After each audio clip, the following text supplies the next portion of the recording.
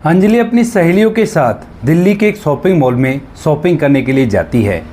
वहां पर जाने के बाद अचानक से उसकी नज़र एक व्यक्ति पर पड़ती है जो कि बच्चों को घुमाने वाली गाड़ी शॉपिंग मॉल के बीच में चला रहा था। अब जैसे ही अंजलि उसको देखती है तो देखते ही एकदम से पहचान जाती है। सामने जो व्यक्ति इस काम को कर रहा था वह और कोई नहीं, कॉलेज का वो लड़का था जिसने अंजलि को प्रपोज किया था और उसके बाद अंजलि ने ये कहकर उसका प्रपोजल रिजेक्ट कर दिया था कि तुम अपनी तरफ देखो और मेरी तरफ देखो, जितना तुम एक महीने में कमाया करते हो उतना तो मैं एक हफ्ते में उड़ा दिया करती हूँ। अब जैसे ही अंजलि यहाँ पर दोबारा से इसी लड़के को देखती है तो उसके बाद उसके पास पहुँच जाती है और वहाँ जाकर उससे कहने लगती है कि तुम तो वही गरीब के गरीब रह गए और मुझे देखो मैं कितनी अच्छी तरह से रहा करती हूँ और इस मॉल में, जिस मॉल के अंदर तुम अपनी रोजी रोटी कमाया करते हो, उसमें मैं शॉपिंग करने के लिए आई हूँ। ऐसा कहकर अंजलि काफ़ी ज़्यादा इतरा रही थी और यहाँ पर जो लड़का होता है वो खड़ा खड़ा ये सब कुछ देख कर मुस्कुरा रहा था और उससे कुछ भी नहीं कहता है। लेकिन तभी यहाँ पर उस अंजलि का पति आ जाता है जो कि 80,000 रुपये महीने की सैलरी एक कंपनी से लिया करता है और वहां पर आने के बाद जैसे उस लड़के को देखता है जिसको अंजलि अब तक तानाशाह मार रही थी और अपनी अमीरी का घमंड दिखा रही थी, उसे देखते ही अंजलि का जो पति होता है वो एकदम से कहता है कि सर आप यहाँ पर क्या कर रहे हो। इस बात को देखकर अंजलि पूरी तरह से हैरान हो जाती है और यहाँ पर जो लड़का होता है वह फिलहाल भी मुस्कुराता ही रहता है। कौन था वह लड़का और किस वजह से अंजलि का पति उसे सर कह रहा था, पूरी सच्चाई के बारे में जानने के लिए वीडियो को अंत तक जरूर देखें। बिहार के एक छोटे से गांव के अंदर एक अरुण नाम का लड़का रहा करता है। अरुण जिसके घर में उसकी माँ है और माँ दूसरों के घरों में झाड़ू पोछा किया करती है। उसी तरह से वह अपने बच्चे को पाल रही है क्योंकि अरुण के पिता काफ़ी दिन पहले इस दुनिया को छोड़कर जा चुके हैं और उसके बाद उसकी माँ ने अपने बच्चे के साथ ही अपने जीवन बिताने का फैसला किया है और दूसरी शादी का फैसला दिमाग से निकाल दिया। हालांकि कई लोगों ने उससे कहा भी था कि तू दूसरी शादी कर ले, इस बच्चे के पीछे कहाँ अपनी ज़िंदगी को बर्बाद कर रही है, लेकिन उसने उन लोगों की एक नहीं सुनी थी। माँ बेटे पर बहुत ज़्यादा प्यार किया करती है और बेटा भी माँ के प्यार पर खड़ा उतरता है। माँ चाहती है कि बेटा पढ़ लिख कर एक बड़ा आदमी बने और उसको लोग देखकर ये कहें कि हाँ लड़के ने कामयाबी हासिल की है। तो यहाँ पर जो अरुण होता है वो माँ के कहे अनुसार अच्छी तरह से अपनी पढ़ाई लिखाई को करता है और पढ़ाई लिखाई में कोई भी कोताही नहीं बरतता है। स्कूली पढ़ाई को वो अच्छे नंबर से पास कर लेता है और उसके बाद अब नंबर आता है कॉलेज की पढ़ाई करने का। लेकिन यहाँ पर अरुण की माँ के पास ज़्यादा रुपए पैसे नहीं थे तो वह लोग साधारण सा कॉलेज ढूंढने लगते हैं। पर तभी यहाँ पर एक बड़ा सा कॉलेज जो कि पटना के अंदर था, उससे अरुण के लिए एक ऑफर आता है। उससे कहा जाता है कि तुम अगर हमारे कॉलेज में पढ़ोगे तो तुमसे फीस नहीं ली जाएगी और यहाँ पर अगर तुम अच्छा रिजल्ट लाते हो तो उसके बाद हमारे कॉलेज को बहुत ज़्यादा फायदा होगा। अब अरुण जब ये बात सुनता है कि फ्री में बहुत बड़े कॉलेज में उसकी पढ़ाई हो सकती है तो उसके बाद वह झट से इस बात के लिए हामी भर देता है और माँ भी इस बात से बड़ी खुश होती है। जिन घरों में वह काम करने के लिए जाया करती तो वहाँ पर बड़ी इतराकर इस बात को बताया करती कि मेरा बेटा तो बहुत बड़े कॉलेज में पढ़ रहा है क्योंकि मेरे बेटे ने अच्छी पढ़ाई लिखाई की है और कॉलेज वालों ने फ्री में उसका एडमिशन किया है। तो यहाँ पर वह काफ़ी ज़्यादा इतराती है इस बात को देखकर और यहाँ पर जो अरुण होता है वह उस कॉलेज में जाकर अपनी पढ़ाई लिखाई करने लगता है। धीरे धीरे समय बीतता है और समय के साथ साथ यहाँ पर अरुण की मुलाकात कॉलेज की एक लड़की जिसका नाम अंजलि होता है उससे होती है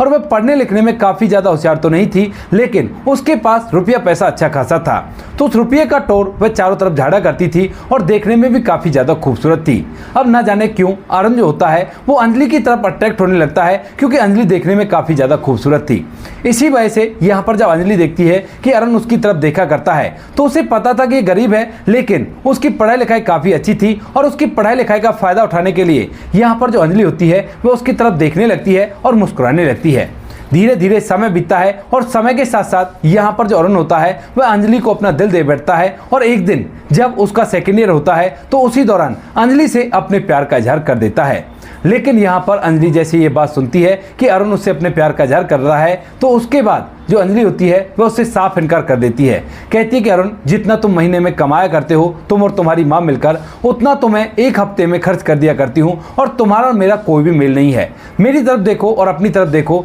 कहाँ मैं और कहाँ तुम। इस बात को सुनकर जो अरुण होता है वह पूरी तरह से टूट जाता है और कहने लगता है कि फिर तुम जो मेरी तरफ देखा करती थी वो क्या था। तो वो कहने लगती है कि वो तो कैजुअली मैं ऐसे देख लिया करती थी कि तुम पढ़ने लिखने में काफ़ी ज़्यादा होशियार हो और तुमसे पढ़ाई लिखाई में मेरी मदद हो जाएगी, लेकिन इसका मतलब यह कतई भी नहीं था कि मैं तुमसे प्यार किया करती हूँ और मैं तुमसे बिल्कुल भी प्यार नहीं करती। अब यहाँ पर जो अरुण होता है वह तो अब तक अंजलि को अपना दिल दे बैठा था और इसी वजह से अब वह कॉलेज आना बंद कर देता है और अपनी पढ़ाई को यहीं पर समाप्त कर देता है। माँ जब ये देखती है कि बेटा कॉलेज नहीं जा रहा तो उसके बाद उससे पूछने लगती है कि बेटा क्या हुआ और किस वजह से तुम अब कॉलेज नहीं जा रहे। तो यहाँ पर जो अरुण होता है वो कहता है कि बस माँ, पढ़ाई जितनी करनी थी उतनी कर ली, अब मैं अपना काम करूँगा और अपना काम करके अपने जीवन को व्यतीत करूँगा। यहाँ पर जो अरुण होता है वह अब अपना काम करने लगता है छोटा मोटा, और उस काम को करके धीरे धीरे वो पैसे कमाने लगता है। इधर जो अंजलि होती है, जब उसकी कॉलेज की पढ़ाई कंप्लीट हो जाती है तो उसके बाद उसके पिता एक लड़के से उसकी शादी करा देते हैं, और अंजलि की शादी यहाँ से दिल्ली में हुई थी। दिल्ली में वो अपने पति के साथ रहा करती है और अच्छी तरह से अपनी जिंदगी को एंजॉय कर रही थी। इधर जो अरुण होता है वह धीरे धीरे उस काम को बढ़ाता है, और बढ़ाने के बाद अपनी कंपनी की एक ब्रांच दिल्ली के अंदर ही खोल लेता है और अपनी माँ को लेकर यहीं पर शिफ्ट हो जाता है। यहाँ पर आने के बाद जो अरुण होता है अपनी कंपनी को चलाने लगता है, लेकिन जब अरुण शादी की हो जाता है तो उसके बाद उसकी माँ कहती है कि बेटा शादी कर ले, लेकिन यहाँ पर बार बार जो अरुण होता है वह शादी से मना करने लगता है। कहता है कि नहीं माँ, मुझे शादी नहीं करनी और मैं तो ऐसे अपने जीवन को व्यतीत करूंगा। माँ इस बात को देखकर काफी ज्यादा परेशान रहती है। हालांकि उनके पास रुपए पैसों की कोई भी दिक्कत नहीं है, अच्छा खासा रुपया पैसा अरुण ने अब तक कमा लिया है और बहुत बड़े बंगले में वो रहा करते हैं, लेकिन माँ बार बार इसी बात को देखकर परेशान रहती है कि उसका इकलौता बेटा शादी नहीं कर रहा है और अब उनका वंश आगे कैसे चलेगा। ये बात माँ को कचोटती रहती है, लेकिन अरुण शादी से साफ मना कर देता है, क्योंकि अभी भी अरुण के दिल में अंजलि ही बसा करती है और इसी वजह से वो अपने उस शहर को छोड़कर यहाँ पर दिल्ली आया है ताकि वह अंजलि को भुला सके, और उसे भुलाने के लिए वह चुपचाप रहा करता है। उसने अपनी करोड़ों की कंपनी बना ली है और उस कंपनी के अंदर बहुत ही महंगे महंगे वर्कर काम किया करते हैं, यानी कि यहाँ पर वह वर्करों को काफी ज्यादा सैलरी दिया करता है और अच्छी तरह से समय व्यतीत हो रहा था। लेकिन धीरे धीरे ये बात कि जो मालिक है वह शादी नहीं कर रहा क्योंकि उसने किसी लड़की से प्यार किया था, सभी स्टाफ में फैल जाती है, और स्टाफ के जो लोग होते हैं वो सोचने लगते हैं कि आज के जमाने में भी ऐसे प्यार करने वाले मिल सकते हैं, और बड़ी अभागी होगी वो लड़की जिसने इसको छोड़ दिया, क्योंकि इसके पास रुपया पैसा सब कुछ है और उसके बावजूद भी वो इससे शादी नहीं करना चाहती, और ये उससे इतना प्यार किया करता है कि उसकी वजह से शादी ही नहीं कर रहा है। यहाँ पर ये बातें सभी स्टाफ में फैल जाती हैं और धीरे धीरे ऐसे समय बीतता है। अब यहाँ पर जो अरुण होता है कभी कभी जब उसका मन कहीं भी नहीं लगा करता तो वह एक शॉपिंग मॉल में जाया करता है, क्योंकि वहां पर उसके ही गांव का एक लड़का मॉल के अंदर बच्चों को घुमाने के लिए एक छोटी सी गाड़ी चलाया करता है और कुछ पैसे लेकर बच्चों को घुमाया करता है। अब अरुण ने कई बार उसे ऑफर भी दिया है कि तू ऐसा कर, मेरे यहाँ पर आजा, मेरी कंपनी में कोई काम कर ले, लेकिन वो कहता है कि नहीं यार, इस काम से मुझे सुकून मिलता है, क्योंकि जब बच्चे इस गाड़ी के अंदर घुमा करते हैं तो मुझे बड़ा ही अच्छा लगता है। दरअसल ये जो लड़का होता है इसका नाम मनोज होता है, और मनोज का घर परिवार काफी दिन पहले बर्बाद हो चुका था। उसने शादी की थी, लेकिन शादी के बाद उसकी जो पत्नी होती है वह उसके बच्चों को लेकर उससे अलग रहने लगी और उसको ऐसे ही छोड़ दिया। मनोज पहले तो काफी ज्यादा शराब पिया करता था, लेकिन जब उसे होश आता है तो वह वहां से दिल्ली चला आता है और दिल्ली में आकर ही अपने समय को व्यतीत करने लगता है। अरुण और मनोज दोनों एक दूसरे के काफी अच्छे मित्र थे, और जब यहाँ पर अरुण जो होता है वह मनोज से एक दिन बात कर रहा था तो वही उसे आइडिया देता है कि ऐसा कर, दिल्ली में आकर को रोजगार कर ले, यहाँ पर आकर बुरी से बुरी याद भी मिट जाया करती है और अच्छी तरह से समय बीतता है। तो जब भी कभी अरुण का मन नहीं लगा करता तो वह अपने दोस्त के पास आया करता है और यहाँ पर उसका काम करने लगा करता है, क्योंकि इस काम से उसे भी उतनी खुशी मिला करती है जितनी कि मनोज को मिला करती थी। अब ये सब कुछ चल रहा था और एक दिन ऐसे ही जो अरुण होता है वह अपने दोस्त के वहां पर जाता है और उस काम को करने लगता है जिसको करके उसे काफी ज्यादा खुशी मिला करती है। उसका दोस्त जो मनोज होता है वह कहता है कि ठीक है यार, तू आ गया तो थोड़ी देर तू इस काम को संभाल ले और मैं बाहर कुछ काम से जा रहा हूँ। ऐसा कहकर जो मनोज होता है वह वहां से किसी काम के लिए चला गया था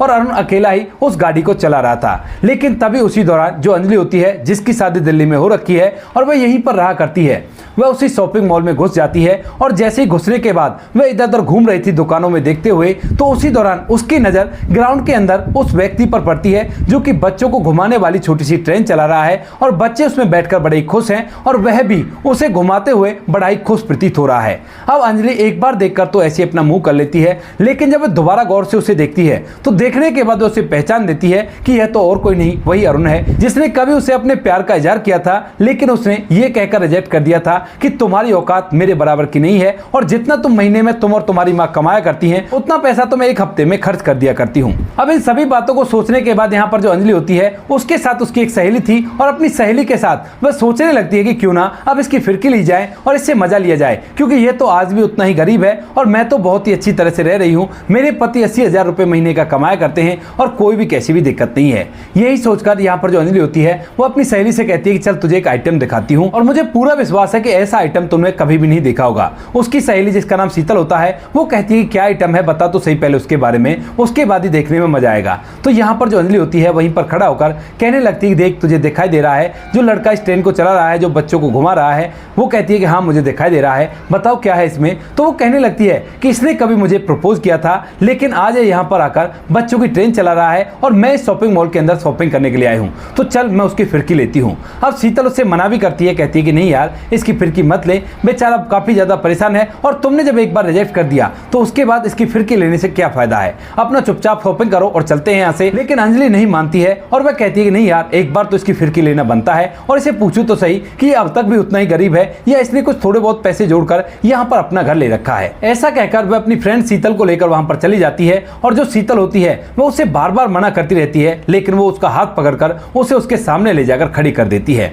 यहाँ पर आने के बाद वह शीतल से कहती है कि शीतल देखो यही है जिसने कभी मुझसे प्यार का इजहार किया था, लेकिन आज देखो ये क्या कर रहा है और मैं क्या करने के लिए यहाँ पर आई हूँ। यहाँ पर जो शीतल होती है वो अपना सर नीचे की तरफ कर लेती है क्योंकि उसे ये बात बिल्कुल भी अच्छी नहीं लग रही थी कि किसी गरीब व्यक्ति का इस तरह से मजाक उड़ाया जाए। लेकिन वहीं पर जो अरुण होता है जैसे अंजलि को देखता है तो देखने के बाद वो पुरानी सारी बातें उसके दिमाग में ताजा हो जाती हैं और उसके बाद वह अंजलि की तरफ देखकर मुस्कुराने लगता है। यहाँ पर अंजलि तरह तरह की बातें कहकर उसे बार बार शर्मिंदा करती है, लेकिन अरुण के चेहरे पर बिल्कुल भी शर्मिंदगी का भाव नहीं होता है और वह तो उसे देखकर केवल उसकी तरफ मुस्कुरा रहा था। कहता है कि हाँ अंजलि तुम सही थी, मैं तो आज भी गरीब हूँ और तुम अमीर हो गई हो, लेकिन ये पूछ सकता हूँ कि तुम कितनी अमीर हो और कितना पैसा तुम लोग कमाया करते हो। तो यहाँ पर जो अंजलि होती है वो बड़े घमंडी तरीके से उससे कहने लगती है कि मेरे पति महीने के 80,000 रुपये कमाया करते हैं और बहुत अच्छी नौकरी किया करते हैं और मैं उन पैसों को घर पर बैठकर आराम से उड़ाया करती हूँ क्योंकि मेरे सास ससुर सरकारी नौकरी में थे तो उनकी सैलरी आया करती है, उससे घर चल जाता है,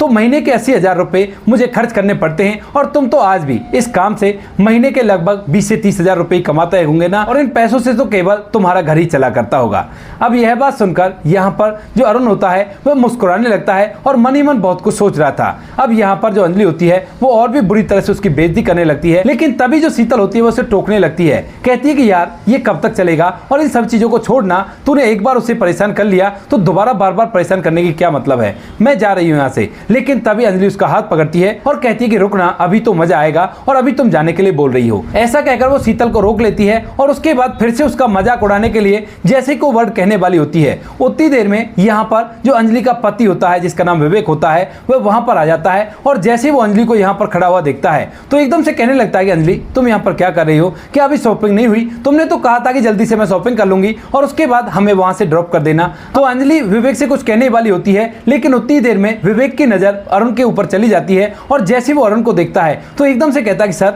आप यहाँ पर क्या कर रहे हो। अब इस बात को सुनते ही यहाँ पर अंजलि जो कुछ भी कहना चाहती थी वो उसके मुंह में ही रह जाता है और यहाँ पर वह कहने लगती है कि विवेक तुम इससे सर क्यों बोल रहे हो। तो विवेक कहता है कि अरे ये मेरे सर ही तो हैं और इन्हीं की कंपनी में तो मैं काम किया करता हूँ, यही मुझे सैलरी दिया करते हैं और इन्हीं की वजह से हमारा घर चला करता है और ये जो तुम शॉपिंग कर रही हो ना वो सब इन्हीं की वजह से है। भले ही मैं वहां पर काम किया करता हूँ लेकिन जितनी तनख्वाह ये हमें देते हैं उतनी तनख्वाह शायद ही कोई अपने एम्प्लॉय को दिया करता है, क्योंकि सर ने अभी अपना घर नहीं बसाया है, न ही उसकी पत्नी है और न ही उनके बच्चे हैं, क्योंकि इन्होंने कभी किसी लड़की से प्यार किया था और उस लड़की ने इनके प्यार को ठुकरा दिया था। बड़ी अभागी थी वो लड़की जो सर को नहीं पहचान पाई और सर आज तक भी उनके ही प्यार के चक्कर में शादी नहीं कर पा रहे हैं और वह तो इसी तरह से अपने जीवन को जिया करते हैं। यहाँ पर अंजलि जैसे इस बात को सुनती है तो एकदम से अंजलि की आंखों में आंसू आ जाते हैं, लेकिन वो जैसे तैसे करके अपने आंसू को कंट्रोल कर लेती है, क्योंकि आज जिसकी वो मजाक उड़ा रही थी वह तो करोड़ों की कंपनी का मालिक था। यहाँ पर शीतल भी ये सब कुछ देख रही थी और अरुण जो था वो अभी तक मुस्कुरा ही रहा था।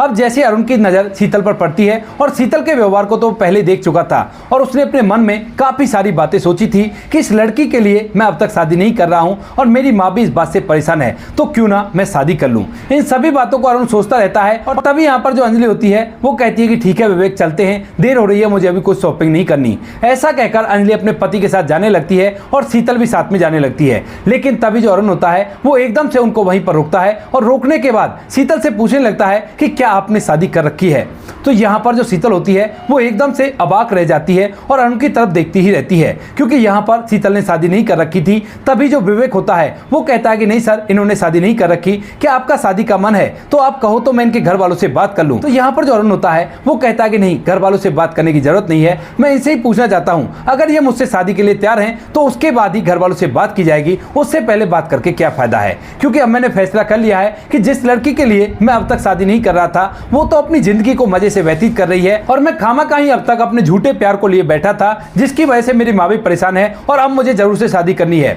ये लड़की हमें भरती है तो ठीक है, वरना किसी से भी मैं शादी कर लूंगा और अब तो मुझे अपना घर बसाना है। इसके बाद यहाँ पर जो शीतल होती है वह अरुण की तरफ देखती रह जाती है, क्योंकि उसे पता है कि किस लड़की से प्यार किया करता था और किसके लिए अब तक ये इंतजार कर रहा था। यहाँ पर जो शीतल होती है वो थोड़ी देर तक को सोचती है और सोचने के बाद एकदम से इस बात के लिए हामी भर देती है। कहती है कि सर, अगर आप मुझसे शादी करना चाहते हो तो ये मेरे लिए बड़े ही सौभाग्य की बात होगी और मैं आपसे शादी करके बड़ी ही धन्य हो जाऊंगी, क्योंकि यहाँ पर उनके पास रुपए पैसों की भी कोई दिक्कत नहीं है और ऊपर से वो देखने में भी काफी ज्यादा हैंडसम लग रहा है फिलहाल के समय में। अब इसके बाद यहाँ पर जो शीतल होती है वह जैसे इस बात के लिए हामी भरती है तो अरुण कहता है कि ठीक है, चलो मेरे साथ चलो और मैं तुम्हारे घर वालों से बात करना चाहता हूँ। यहाँ पर जो विवेक होता है वह अपनी पत्नी को लेकर निकल जाता है और यहाँ पर जो अरुण होता है वह शीतल को अपने साथ बिठाकर वहां से गाड़ी में उसके घर की तरफ चला जाता है। शीतल रास्ते में कहती है कि सर, सच में ही आपने 10 साल तक इसका इंतजार किया था। तो वो कहता है कि हाँ, इंतजार तो किया था, लेकिन मैं गलत था और ऐसी लड़की का मुझे बिल्कुल भी इंतजार नहीं करना चाहिए था और मुझे अपनी माँ की बात मान लेनी चाहिए थी।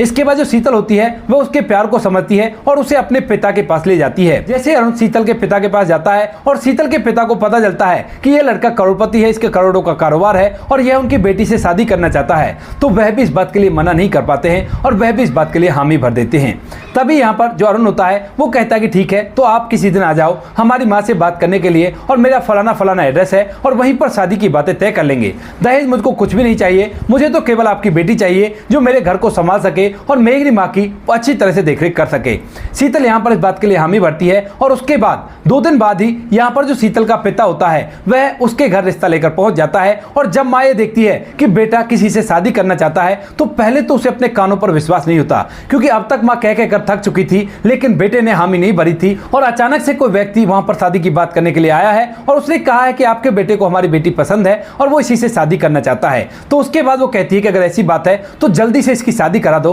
कहीं दोबारा से पलट गया तो उसके बाद फिर ऐसे ही रह जाएंगे। इसके बाद जो यहाँ पर शीतल का पिता होता है वह मुस्कुराने लगता है और शीतल भी इस बात को सुनकर मुस्कुराने लगी थी। यहाँ पर जो अरुण की माँ होती है वो शीतल और अरुण की धूमधाम और रीति रिवाजी के साथ शादी कराती है और शादी के अंदर 1 भी रुपया दहेज नहीं लिया गया था। शीतल दुल्हन बनकर उस घर के अंदर आ जाती है और इन दोनों की उम्र में ज्यादा अंतर नहीं था, क्योंकि यहाँ पर शीतल की उम्र फिलहाल 27 साल थी और अरुण की उम्र 30 साल थी। क्योंकि शीतल की शादी नहीं हो पा रही थी, उसके पिता के पास ज्यादा रुपया पैसा नहीं था और उसकी छोटी मोटी नौकरी से ही वह अपनी बेटी की शादी करना चाहता था, लेकिन कोई ढंग का सा लड़का उसे मिल नहीं रहा था। और जैसे ही यहाँ पर शीतल की शादी अरुण के साथ होती है तो उसके बाद उनके भाग्य खुल जाते हैं और शीतल भी उसी की कंपनी में काम करने लगती है। आज तक भी वो लोग खुशियों के साथ जीवन व्यतीत कर रहे हैं और कोई भी कैसी भी दिक्कत नहीं है। कभी कभी अंजलि और शीतल की जब मुलाकात हुआ करती है तो अंजलि अपने फैसले पर पछताया तो करती है, लेकिन वो कहते हैं ना कि अब पछताए होत क्या जब चिड़िया चुग गई खेत। तो ऐसा ही कुछ अंजलि के साथ हुआ था और वह अपनी जिंदगी को इसी पश्चाताप में जीती रहेगी कि अगर वह उससे शादी कर लेती तो उसके पास और भी ज्यादा पैसा होता।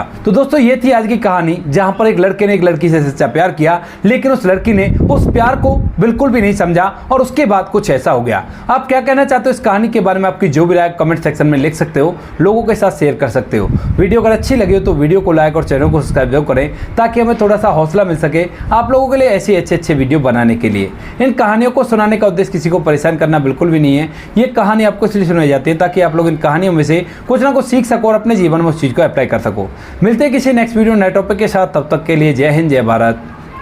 जय हिंदुस्तान।